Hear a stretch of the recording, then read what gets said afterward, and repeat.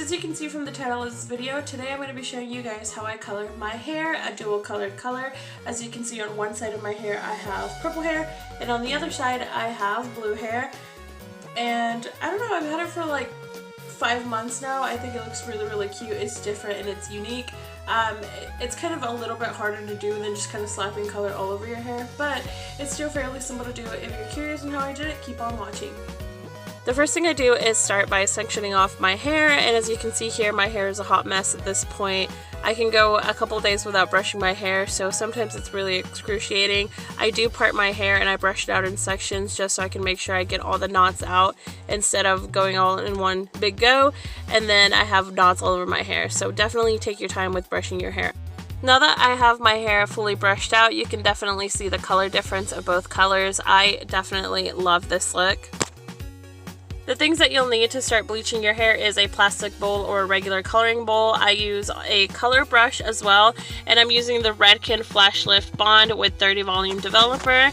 I like to use some regular gloves too. These were at Dollar Tree for $1, not a big deal. Any kind of disposable glove will work just fine. And then I start to dump in the bleach into the plastic bowl. I don't really measure it out, I just know it's a 1:1 ratio, or if you don't have a measuring cup with you, go ahead and just make sure that it's a creamy consistency. Usually I just eyeball it to look like an icy type of consistency. Nothing that's going to be too liquidy and runny, and nothing that's going to be too hard to comb over. As you can see here, my roots are super bad, so I'm going to put a generous amount all over my frontal forehead area, and I'm just going to start by evenly coating everything else all over my roots. Try not to go too far above your roots because we're trying to avoid as much damage as possible.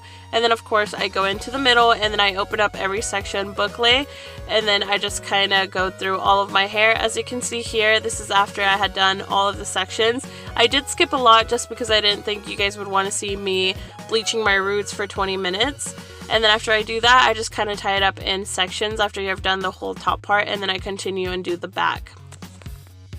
With the back part, it's a little bit tricky. It's a lot of trust and a lot of feeling. I don't have a back mirror. I know sometimes it comes in handy to use a back mirror, but I've been doing my hair for so long that I just kind of go by feeling and by touching. It takes me about 15 minutes to fully get the top. I really make sure to go over the edges a lot, and I try to make sure I fully get those covered. So sometimes I'll go over them like 2 or 3 times just to make sure they're fully saturated, and always getting behind my ear, of course.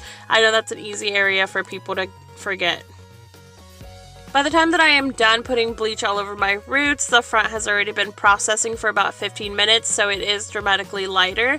But that's okay because it's the part that sees the sun the fastest, so you definitely want that to be as nice and neutral as possible. And then I just go ahead and I let that process for about 45 minutes.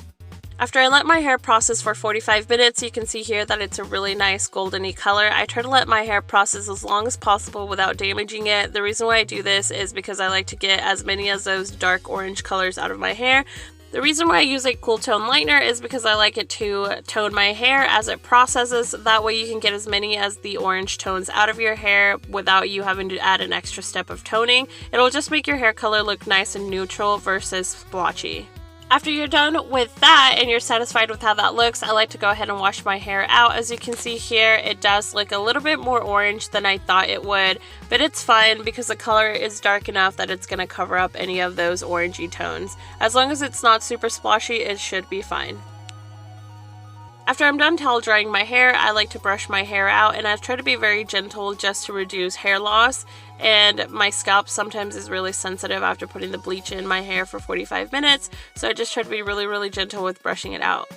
At the same time that I'm brushing my hair, I like to make sure that I'm flattening it to my scalp just so it's easier to part later on, because I will be parting it straight down the middle, so I just like to make sure it's as parted as quickly as possible.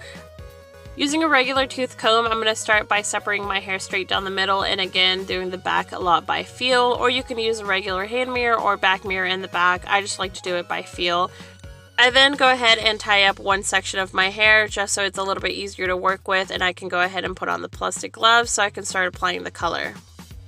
For my colors, I'm going to be using Pravana Vivids in blue, and I'm going to be using Pravana Vivids in violet, and I start by dumping in the blue since I'm going to be using mostly that color first. I put it in the bowl, and then I'm going to start by putting it on my roots, just so it helps from bleeding. I'm also going to put in the other side of the purple. I'm not going to go through and do the full side of purple, just on my roots, just so whenever I lay the blue hair on top of it, it doesn't bleed through the purple. For the blue section, I'm going to start by finishing off the roots, and I'm going to go through by the layer, and I'm going to cover the roots first, and then I'm going to pull the color through all the way to the bottom of the ends, and then I'll get another section, do the roots, and then I'll pull the color all the way to the ends as well. And then I continue this step until I have fully covered that half of my hair. As you can see here, it's not a very time-consuming step, it's just a lot of feel. So I just kind of go through and I make sure everything is super saturated. After I'm done with that, I just grab the extra color that I have and I kind of shampoo it or so through my hair just to make sure I have everything fully covered. After I'm done with that, I just like to tie it up and set it and forget it. Continuing using the same technique on the other side, I'm going to put the purple in the bowl since it's what we're going to be using a lot of. And then I'm going to start by covering in the roots and just dragging the hair all the way through to the ends just like we did on the other side. This is a little quicker for me since I tend to be a little bit thinner on this side than on the other side, but I'll try to make sure to separate them fully even so I can make sure I get them all coated just to make sure to avoid any mistakes and to avoid having any of the splotchiness whenever you tie your hair up or put extensions in. You definitely don't want any of the orange to show from the bleach. As you can see here, I'm taking my time sectioning my hair, making sure everything is fully colored because I don't want any of the pinky tones to show up from the purple. If I have any extra color, most of the time I'll go through and I'll shampoo it throughout the rest of my hair just to make sure that everything is as dark and fully covered as possible. This step does tend to take the longest since I like to make sure I double check my work just to make sure everything is fully dark.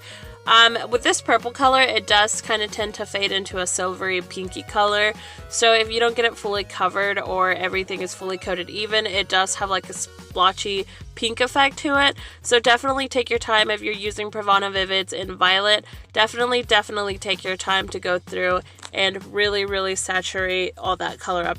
After I'm done with both sides, I tie both of them up together. Since I know the blue has already been processing, I know it's not going to bleed into the purple. And then I go ahead and I clean off my face right before I shampoo. I'm using regular soap and water to clean off my face. You definitely don't want to let that stay in your face for too long because it will stain your skin. After you're done with cleaning yourself up, I like to let the color process for about 45 minutes to an hour. It's not going to harm your hair if you let it process for too long, but after 45 minutes to an hour, I go ahead and I wash it off. After I get out of the shower, I like to let my hair naturally towel dry. As you can see here, the colors are super dark and really pigmented. This is one of my favorite hair dyes and I definitely recommend. It just looks really pretty. Hi guys, I realized I forgot to make an outro for this video, so I do have to admit it's been like 7 days or so since I last colored my hair, but this is basically what it comes out and it looks like. As you can see, it's parted down the middle. Nothing much to it, just nicely colored. It only takes me about 2 hours or so to let everything from start to finish process in my hair until it looks like this. Like I said, I forgot to do the outro, so I'm sorry about that.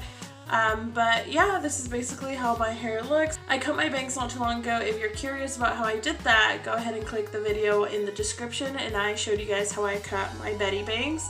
Other than that, I hope you liked this video and I will see you guys in the next one. Bye.